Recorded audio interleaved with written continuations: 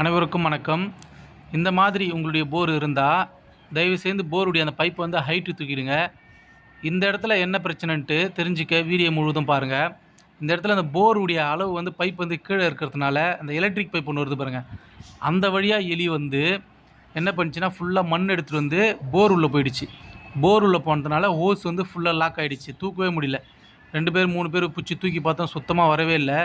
ஃபுல்லாகவே மண் போய்ட்டு உள்ளே லாக் ஆகிடுச்சு. அதுக்கப்புறம் நாங்கள் என்ன பண்ணோன்னா செயின் புள்ளி வாங்கிட்டு வந்து கட்டிட்டு அதுலேருந்து போட்டு வலித்தோம்.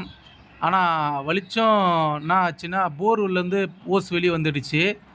ஆனால் ஃபுல்லாக கட் ஆகிடுச்சு, துண்டு துண்டாக கட் ஆகிடுச்சு. அதனால் உங்களுடைய போர் வந்து இந்த மாதிரி நிலைமையில் இருந்தால் தயவுசெய்து அந்த பைப் என்ன பண்ணுறீங்க, ஃபுல்லாக ஹைட்டு தூக்கிடுங்க.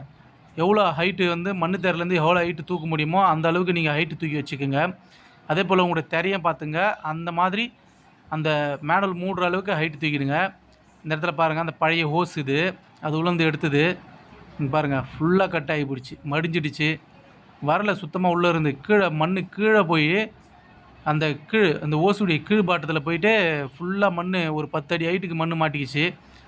ஹோஸு எவ்வளோ வலிச்சு பார்த்தா சுத்தமாக வரமில்லை, நடுவில் லாக் ஆகிட்டுருந்துச்சு.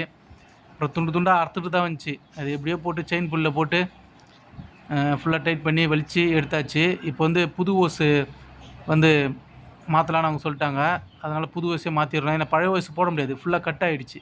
இங்கெல்லாம் பாருங்கள், இந்த இடத்துல ரொம்ப சப்பி ஆகிடுச்சு ஹோஸு.